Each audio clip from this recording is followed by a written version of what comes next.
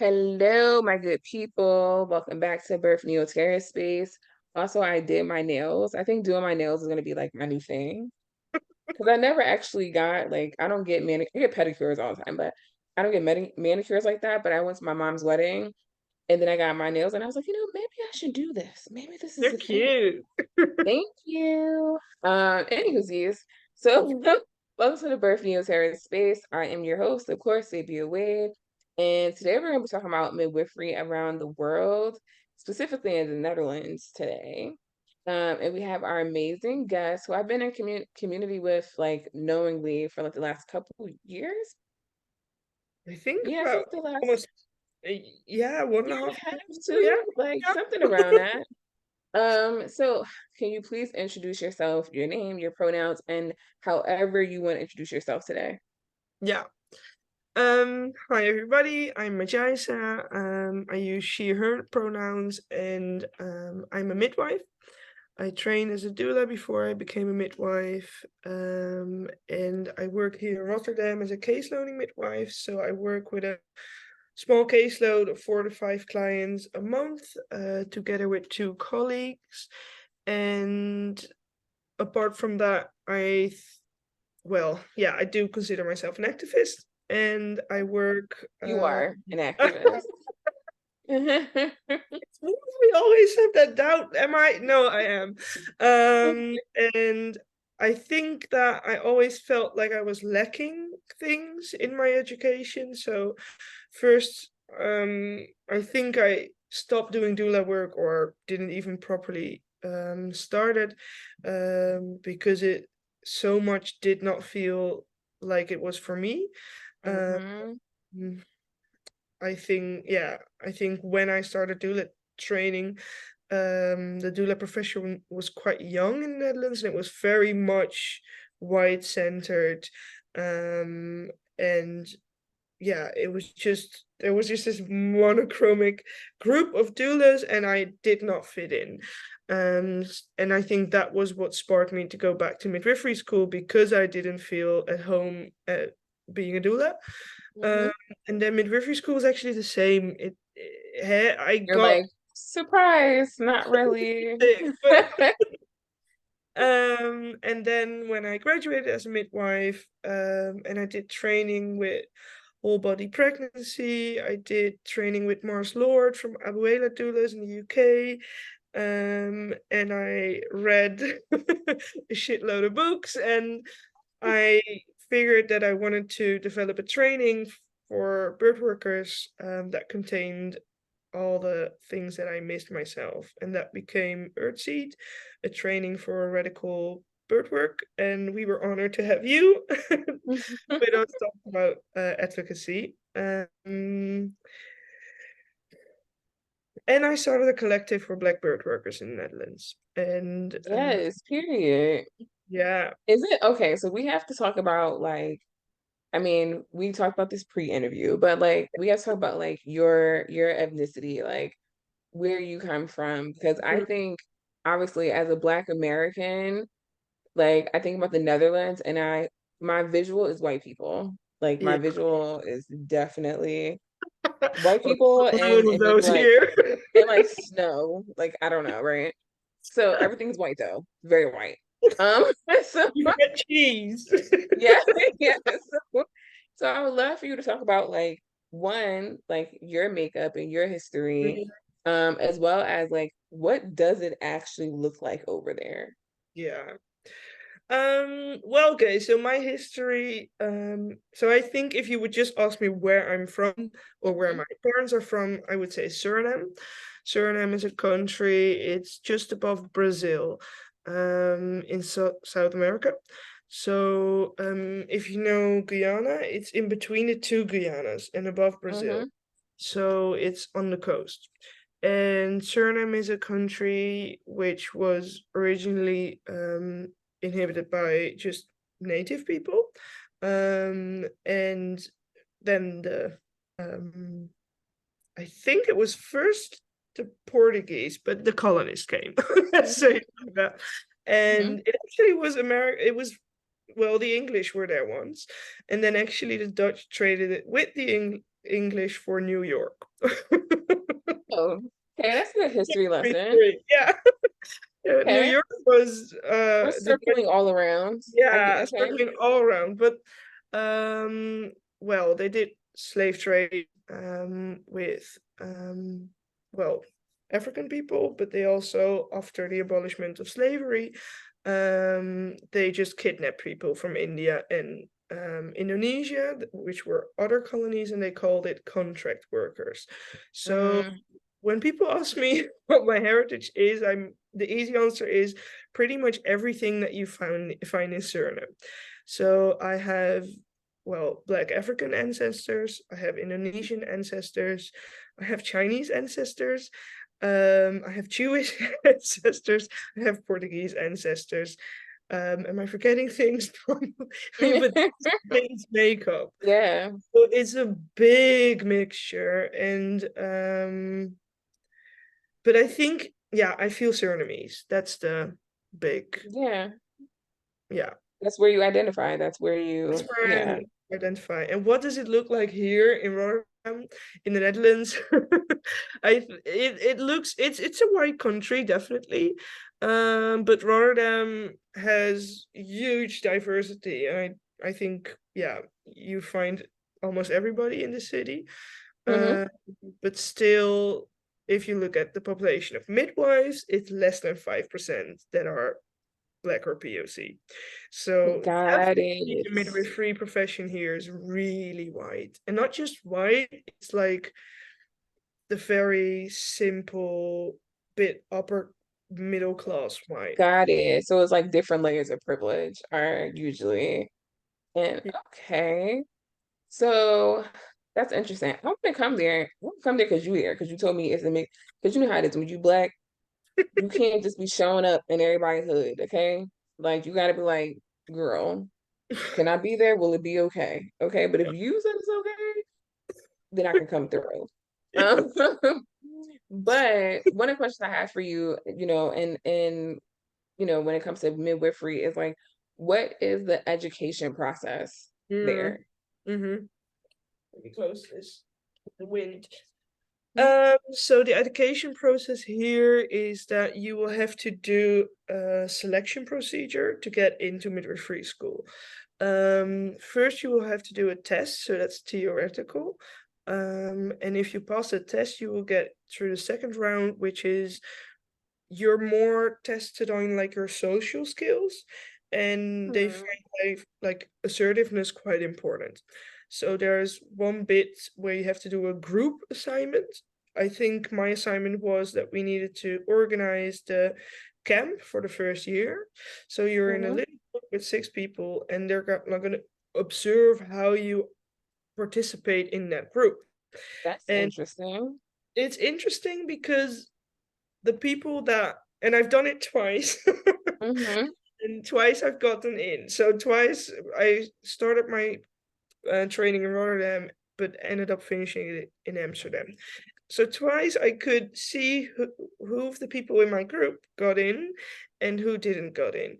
And most of the white people got in, and most of the very annoying stepping over everybody to show how good they are. Hmm. People got in. Not the And people that's that so interesting. Oh my God, that's so I interesting because I know. feel like, because people of color, especially like as a person who used to be in the medical field, Yep. like you learn to not be that assertive because you Yep. don't want to come off as aggressive. You don't want to like make anybody scared. So like it's so funny thinking about that selection process and how some people who may be naturally assertive people, right? Like unknowingly or consciously are like, well, not let me not be assertive in this space because I don't want to cause an issue. And then they're not put into Exactly. midwifery school. So the That's selection interesting. procedure is already racist. Mm-hmm.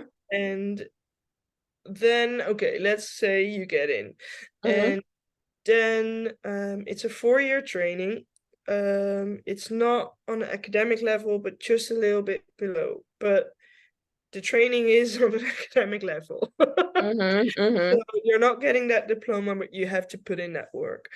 Um, it's both theoretical and we do placements already from the first year. In the first year, your first assignment is that you have to find a pregnant person. That's in the beginning, in their first trimester, and you will follow them for the entire process, which is actually a really cool assignment because the first Yeah, for sure. yeah, I love that assignment. I think they did a very good job at that. Because the first thing that you're going to do in practice is actually to see the process through the eyes of the pregnant person. I think that's really powerful. So that's one of the first things you do. And you go to consults with them. And if you are allowed, you will also be at the birth. You don't have to do that. So it's their choice if they are comfortable with you being there, yes or no. Yeah. Of course, it's amazing if you're allowed. Yeah.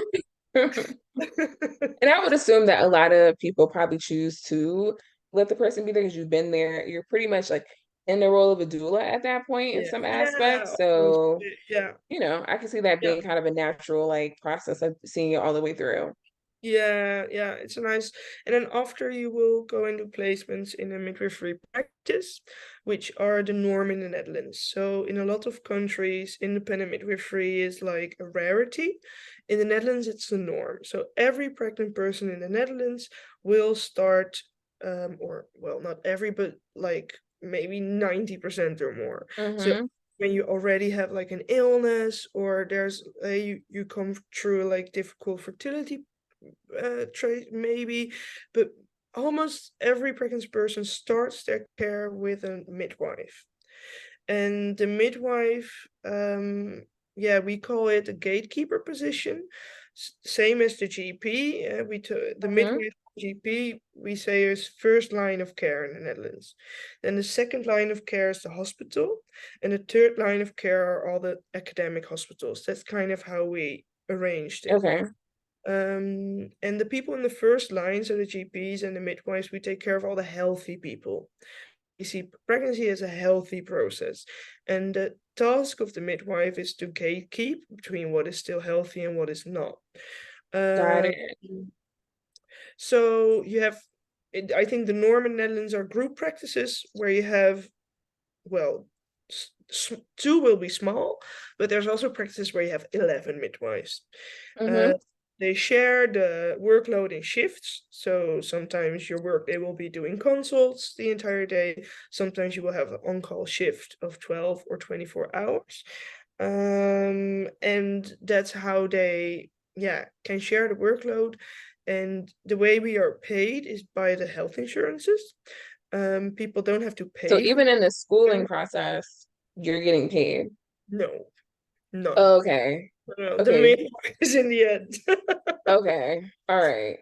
But these practices, like the standard practices, they are quite how do you say that? It's not midwifery here is not what it mostly is in other countries, because in other countries it has been so suppressed and it's mostly already activist to be a midwife, and here our position has been taken for granted, and these practices, they can be like factory work. So Got it. Okay. we get paid per care unit. So every person you will take care of, you get money for. So if you just Mm-hmm. share a shitload of clients with a shitload of Mm-hmm. midwives, you can earn a lot of money as a midwife here. Got it. And so another question I have before we go, like the school process, are you paying for that? As a student, Yeah. yes, but tuition here is not nearly what it's like in the States or in the UK. I think that because I did 1 semester in the UK in my final year, and I paid for my entire Mm-hmm. study. I think not even what they paid for 1 year. So my Mm. tuition was around 2,000 euros a year In the Netherlands. in the Netherlands, and I think there it was about 10K a year. Let me look up euros to dollars. Wait a minute now. Okay, so that's $2,178.39 today, right? Yeah. But like that's nothing compared to it's like, not expensive. because like in midwifery school in the US, if you're in hospital midwife, you're paying, you're going through a college, you're paying the year 20, 30, 40K plus a year, right? Which in euros is gonna be a lot of fucking Yeah, euros. yeah, And then even if you're doing out of hospital like midwifery care, now you're paying yeah, out of pocket, right? yeah, So you're not even really having access to loans and things like that in most institutions. And that's still gonna be 10, 20, whatever the case is. So to pay, like if people could pay $2,000, yeah, do you know like how many yeah, midwives we would have? yeah, I know. And we have quite some, but it's Mhm. so actually like financially it's accessible. But then the selection procedure already kind of filters people Oh out. yeah, for sure. And then when you're in the training, imagine being in these group practices that are very busy. You really have to like kind of elbow yourself into some position like, hey, I'm a student, I'm here to learn. That takes assertiveness, that takes being comfortable, taking up space. These are all things that are quite difficult for people that have migrant backgrounds. For sure, um I could see there's that. like zero consciousness about that. hmm There's So it's not kind of really. like you're all fighting for like your education. You're fighting for the experience. You're fighting for, the client. You're fighting for to get. And then so I'm assuming that with that, some people, do you have like a testing that happens like at the end of this process? A Yeah. what? So like a test that happens, like however y'all test to like Yeah, certify as there's a midwife. yeah, it felt I like a race, really. Yeah, that's what I'm saying. Like I imagine that some people are like maybe not testing well or not feeling complete in their midwifery practice because they weren't like the aggressive ones that can get Yeah, to hmm. And but yeah, then they're seen as like people that don't know or unaware or they didn't do enough. And it's like, no, they just couldn't get to the top of the pile. exactly. And they didn't get help also. There was no ladder to that top. Mm-hmm. Mm-hmm. I always like, so there's like a group picture of the cohort when you start the first year. And then after 4 years, there's like this graduation for people that were able to finish like when they were Mm-hmm. supposed to finish. And that group pic is always a whole lot wider than the first group pic. Oh yeah. And I always find that so confrontational. Like a lot of us drop out, a lot of us get depressed, get burned out. And there I felt like there was no support, but also like zero consciousness about the specific struggles that me and my other peers had. And I Mm-hmm. think the story that stick to me the most and still makes me really sad was I had this really young Pakistani classmate. I think she was like 16 when she started, like straight from her high school, and she graduated like the highest level of high school that you can have. She was really smart, and at Mm-hmm. that time you could still skip the selection procedure if you graduated cum laude from your high school diploma. So that's how Mm-hmm. she got in. And then she was struggling hugely with doing presentations, with functioning on placements, and she just got like no guidance or help Yeah. at academy. And And also I imagine too, like at 16, like you're still a kid. Like you don't have like that, at 34, I'm like, yeah, if you don't get out my way, like yeah, I'm not right. But at 16, you're still like and you're around all these grown people and you're like trying to find your place. And like just because you're smart, right, doesn't yeah, mean that you're mature enough to handle yeah, that without some type of support. yeah. And then her add-on was the culture where she was from. She had a very dominant father, that, and it was very clear that at home, she was not used to have a voice. So it was so difficult for her to stand in front of a class and just speak out because she never got taught that she Mm-hmm. had Mm-hmm. deserved to be heard. And um after a year she didn't have enough points to continue, and she had to drop out. and we got the news, and she told us, we had a little WhatsApp group, and she told us, yeah, I have to drop out, unfortunately. And 2 weeks after that, she got sent back to Pakistan to get married to somebody. Oh, Like, it was like, here was your chance to have an education. You fucked up. Now you have to do what we want. And I felt like the way like this girl wasn't seen at mm-hmm. school, nobody had like eyes for her individual. I think like her life could have looked so different if they had any clue of what I think she could have gotten there. Yeah, and it's also like just thinking about like the intersections of her identities and like how like like just being from Pakistan, right? Not being from the Netherlands and like the culture and the social norms that may come with that experience. And then being the person in the Netherlands who doesn't quite fit in but is here. So then the need to perform perfection of like I have to be good at school because like that's where my value lies. And then going into the school, being surrounded by people that are like not supporting you. Like, Yeah. I don't know, there's so many elements to that. I can't even. Yeah. Yeah, so that story just sticks to me, and it's one story, but it tells how important, how education is not just education, because we're For a all lot of people, humans. We're for a going lot of into people. education. Yeah, it's Hmm. yeah, but so I think I'm dreaming of a midwifery or any birth work training where you can enter as a full human that you are, so that you can go Hmm. out serving humans fully as they are. And I think that Yes. now the education process is already so dehumanizing that Hmm. people go on dehumanizing others. And Yes.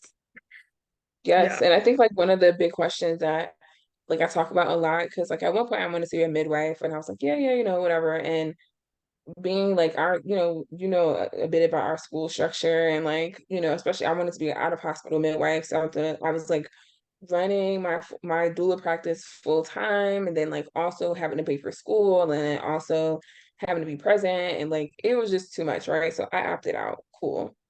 And I think about like how we even as like a person from the US, like, and you tell me about the process of the way that you all move through that like the school as a process. I'm like, yeah, there's like some really good things, but there's still also some really problematic areas, right? And I think, when we think about like one of our biggest issues in the US right now was like it's just too fucking expensive, especially for BIPOC folks and Black folks and other folks who like want to get into the space. It's just like that in itself Yeah. puts a big stamp on it. But even to think about, and I ask people all the time, I'm like, okay, then you do have people of color who get through the training process, but then it's like at what cost? Because I also see at the end their mental health is maybe not that Mhm. great. They're Yeah. like traumatized from the experience, right? Or they get to the end and are like, I don't even know if I want to fucking do this shit anymore because I'm just so tired from the experience of getting through.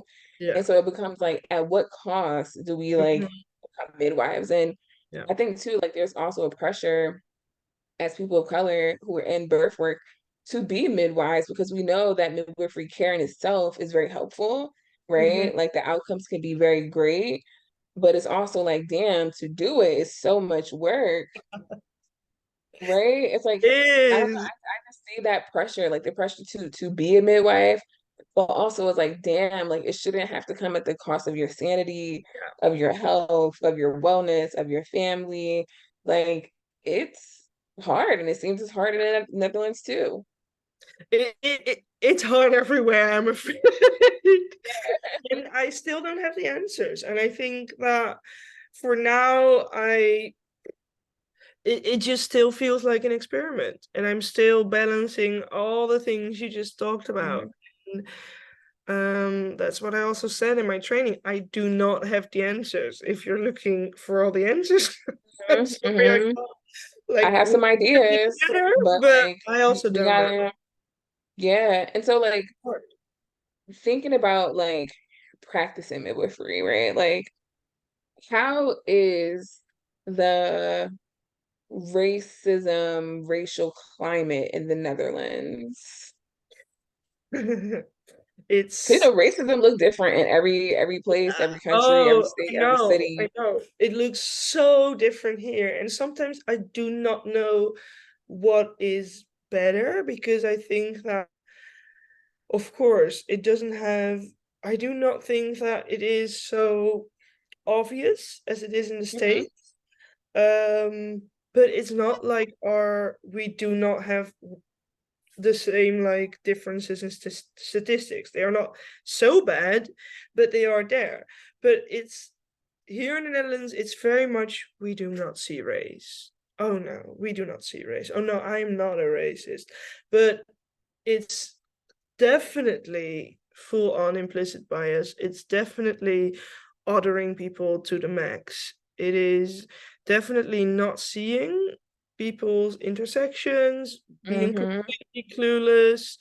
Um, and So it's kind of like out of sight, out of mind, but also very harmful because now we're not yeah, naming it.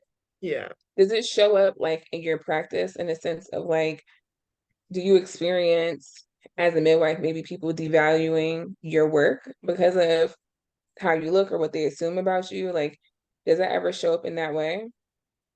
I think I did felt that as a student. Um, have I felt it as a midwife? Like these minor, like maybe like Hmm. very incidental, like when I was just graduated, like having a birth, and the nurse in the hospital was very much devaluing me, and Hmm. I knew she was doing that from a racist component because she did the same with my colleague, um Hmm. but I And managed how to. does like the when you talk about like statistics, obviously like our maternal health rate over here, perinatal health rate, it's awful. Yeah, So how does that look in your space? yeah, so here it's not that bad, but I also hate saying that because that's what they say here. Oh, Hmm.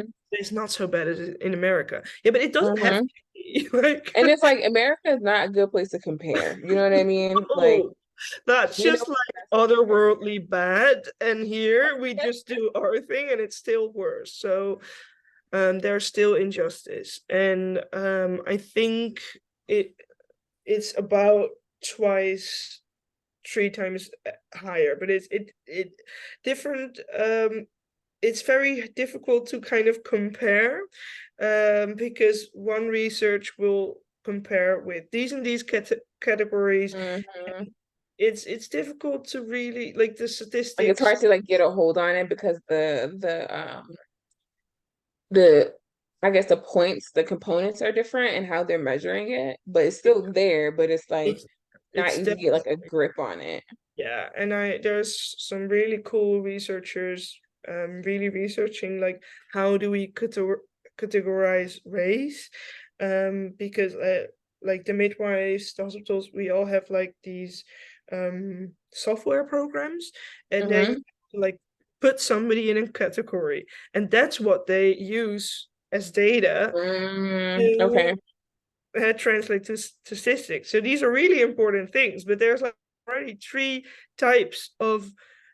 So there's three times we have to put every pregnant person into a category, and they all use Mhm. different categories. So that's already making Wait, it so what kind of difficult. categories do y'all use? They're already racist. Like there's one type of database that actually says like negroid. It's Okay. weird. It's weird. And and also the way people categorize. So I ask people, what is your ethnicity? But I think the majority of people just look at somebody, be like, okay, you go Hmm. in category. And Hmm.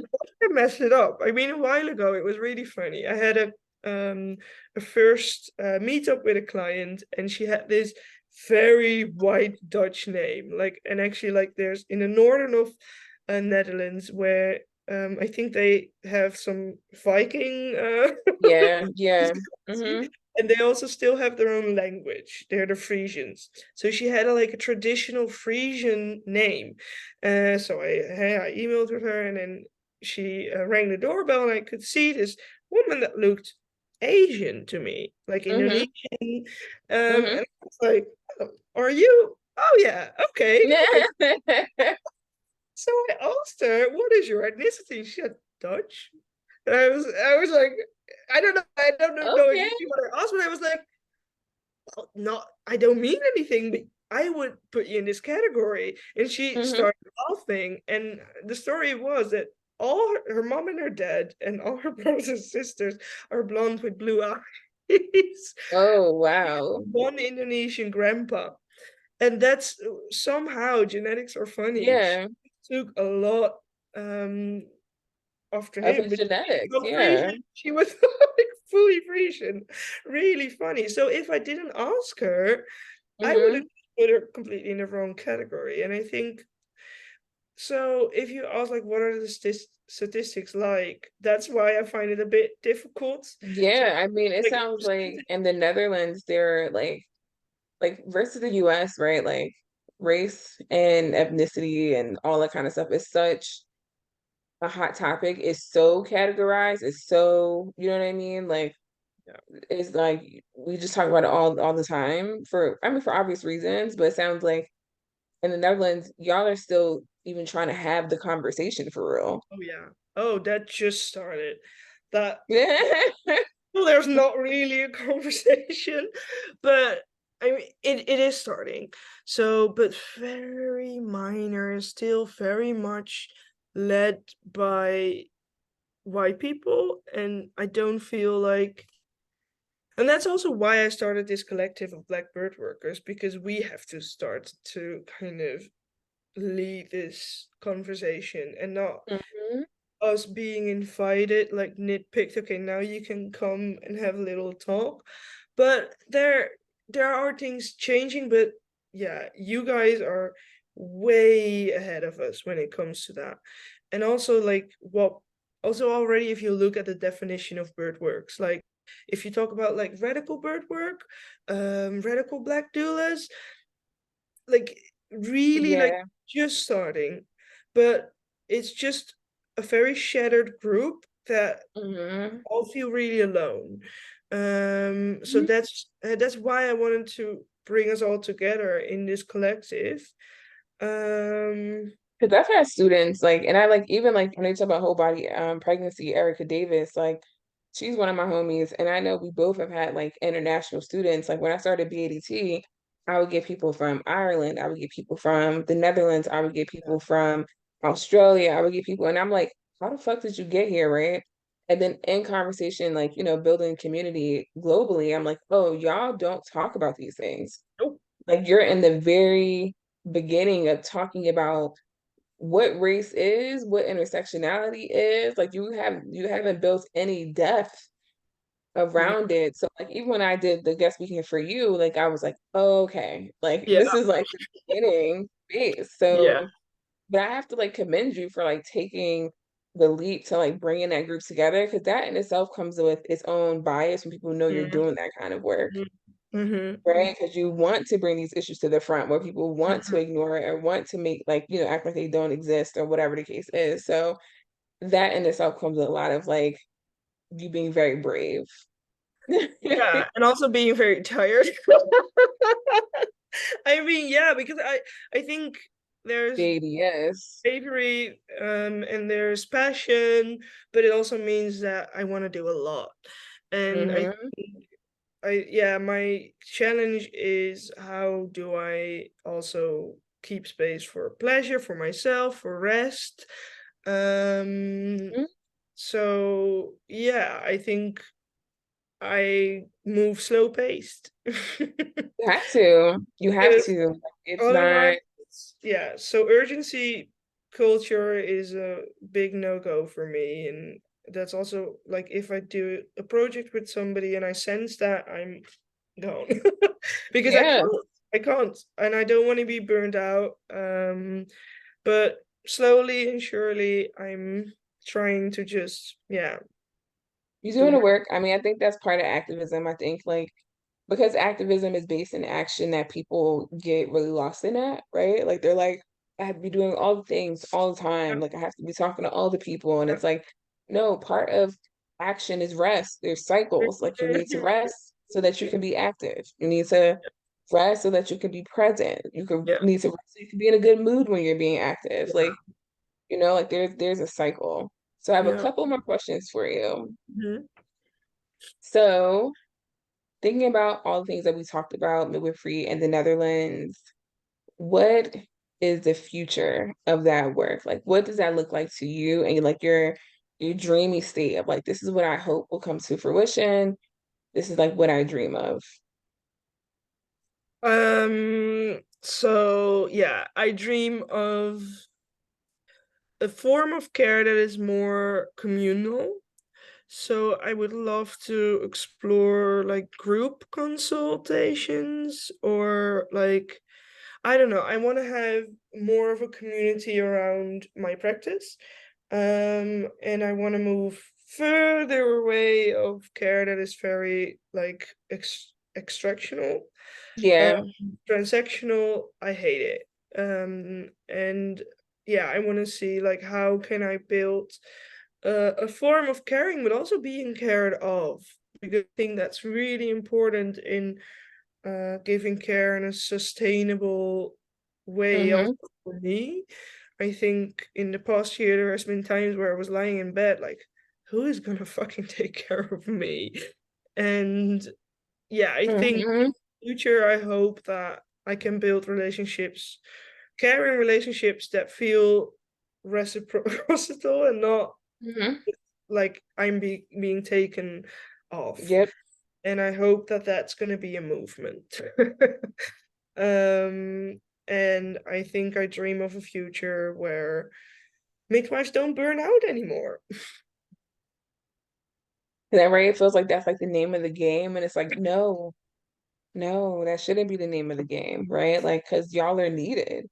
Y'all are Yeah, wanted, right? Like y'all are changing lives, like bringing life into this world, yeah. sustaining life, right? Like doing the things that also come in between because it's not just baby catching, right? Like, and you're all burning out.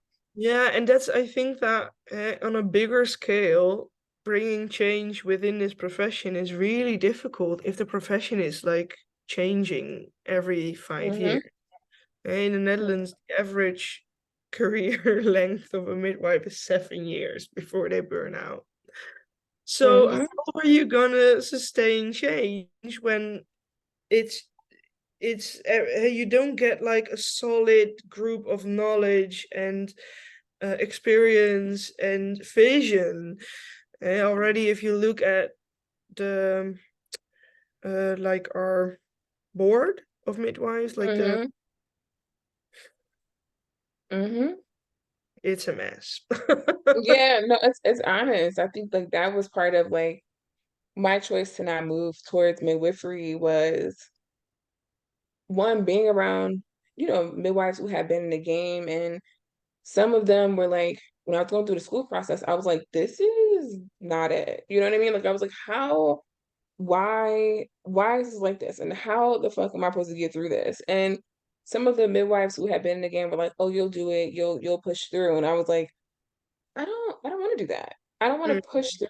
Like I want to feel resourced to do this because mhm, it's important fucking work, right? Like I just don't want to do that. And so I think like of course there are midwives who, maybe create businesses that allow them to have more flexibility, but I think the average midwife who's only doing midwifery like, specific work, like it's it's it's exhausting. And I see a lot of midwives, elder midwives who maybe would in some ways maybe wouldn't have done anything else with their lives because their passion lies with this work, but also a lot of them holding resentment over the relationships that went bad, the mm, family events that they missed, the inability to take time off, yeah. you know what I mean? Like so And it I gets feel that. yeah, look, it gets very complicated because we know, especially as people of color, like we know that this work is necessary, but again, at what cost? Yeah, definitely. Definitely. So yeah, I think for me, for the next year, I discussed with my colleagues and also with my clients that I'm not going to be continuously on call anymore. And we're with three, and every month all three will have one weekend off. Mm-hmm. That's what we already discussed, and I said, yeah, okay, but I also want to have one evening off every week. So I have one evening where I can say I can I can have a date without being interrupted, or I can go to the cinema, or I can have a dinner party at my place, or see some Or I can friends who are sleep. out of town, or just sleep without thinking about being called. And it's still the bare minimum of free time, or really free time, but I think that will improve the amount of feeling that there's space for Madyasa next to midwife Madyasa. Yeah, Because no, for now sure. yeah. And I think like unless you have really like obviously like doctors and some people like obviously they have like on call, but like unless you have really lived a life of like a doula or a midwife who practices this type of model of care, Mhm. you don't know the anxiety that goes into being on call 24/7. Like you just don't know. Like I know obviously from my experience, but like you don't get it until like until Yeah. you're like, yo, my phone has to be sitting next to me at because babies come or things happen at any Me time. too. And like this is not like, oh, I missed the call and then we could do this over. Like this Yeah. is a one-time thing where I need to make sure my client feels secure, safe, Hmm. that they can rely on me. Like people don't understand like that anxiety. Woo, I don't miss that. Yeah. I And don't miss that. I don't really feel anxiety being on call. It's just the things you give up for it.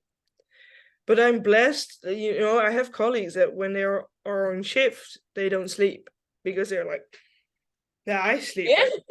at You're like, good night. night. I just live my life until my phone rings because otherwise I couldn't do this. Mhm. But still, Yeah, I could sleep when I was on call, but it would be like that kind of sleep where you're like, it's not deep, deep. yeah, Because I yeah, know, especially when you know, like if your client hit you up earlier that day and was like, I'm starting to feel some yeah. cramps, Then I don't or sleep. and especially like you're like, oh, and this is your second baby, your third baby, like this shit gonna go like this. You know what I mean? Woo. Well, our last question for you, which I think you've answered some of it, but I would love any additional things and thoughts, is like, how are you taking care of yourself in this space? And I hear like your schedule with your colleagues and like having that evening, that weekend. Also, you said like taking some time off during the year, um, having, making sure that you say no to the things of urgency. But is Mhm. there any other ways that you are taking care of yourself? I started booking monthly massages. Period. Love that. I was like, yeah, I deserve this. Because Mm-hmm. yeah, sometimes my body just felt like it was going through war, and I think in some way it also has. Mm-hmm. uh, Mm-hmm. some birds that just do something with your body. I've come out of bursts where I'm like, I can't turn my neck. I can't, I can't move. Like I have to go to a massage table immediately Yeah. because I'm not gonna be able to function for several days if I don't. Yes.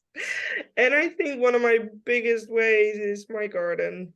I think that little, what is it, 50 square meters is one of the only things that kept me sane. Um, when I've had a busy week and I can just go in there and get my hands dirty and just be with my plants, I'm really happy. And yeah, that just really lifts me up. And in the summer, I'll be camping there, and I don't know, just sleeping hmm outside, it just does something with me. It really calms my nervous system I'm gonna down. try that sleeping outside because I'm not really a sleep outside kind of girly. Because like I have like 25 houseplants because they're inside. But And in the Netherlands, we don't have all these crazy animals you have. yeah, I have my two dogs who are not even at my house right now, my 25, 30 plants in my house. But something about like plants or just green, just dirt, just really like grounds you. Like, Mm. okay. And if I know like, and I don't know if you feel this way, but I know like if my house plants are in bad shape, then I'm doing too fucking much. Yeah. Yeah. Yeah. Then I start to look at them and they look homely and whatever. I'm like, There's something's not okay, going. yeah, I need to slow down because my babies need me and I don't even have time for them.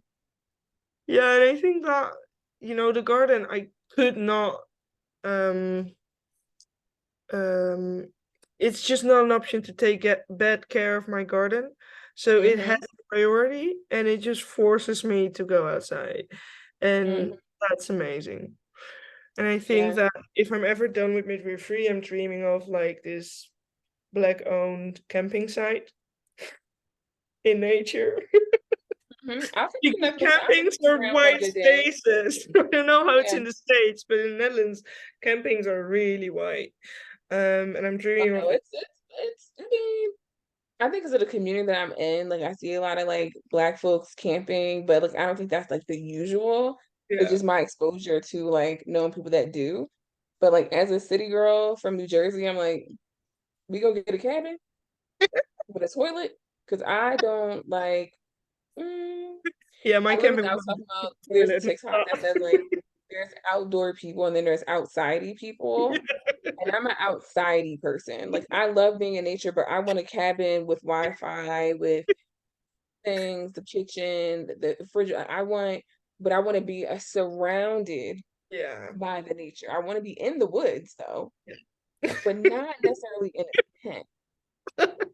And I Because will I'm be in a outside. tent, but I want like, and it can be a couple of meters. I can have a stroll, but I want there to be a proper toilet and a proper shower. Yeah, yeah. Like, so I think I'm somewhere in between In those two. between. In between. Because there's like super outdoorsy people who are like on Naked and Afraid and like walking around surviving in Not nature for 4 years. showering for a week. Like I don't Not. have time for that. But like I love nature. Love it. I plan on going to a cabin in like the next week by myself. I maybe Yeah. bring my dogs, but like yeah. But on that I'll note, invite you once it's I make sure there's really a cabin. I appreciate your time. I know it's getting late over there because we're a 6 hour difference. But I Hmm. appreciate your time. I appreciate the work that you're doing out there. And of Yeah. course, you know how to hit me up in between time. How do people reach you? I'm on Instagram. The handle, I think you'll write it down because people won't be able to spell my name. Mhm. Yeah, we'll put it written down. Madyasaenvroedvrouw is also Dutch. Most of it is in Dutch, but and my website is vroedvrouwmadyasa.nl. And my email, everything is on there. Yeah, I think that's how you can reach me. Well, thank you so much. I hope that you get some rest today and that like clients just stay pregnant until the morning. That'd be great. I love daybirds.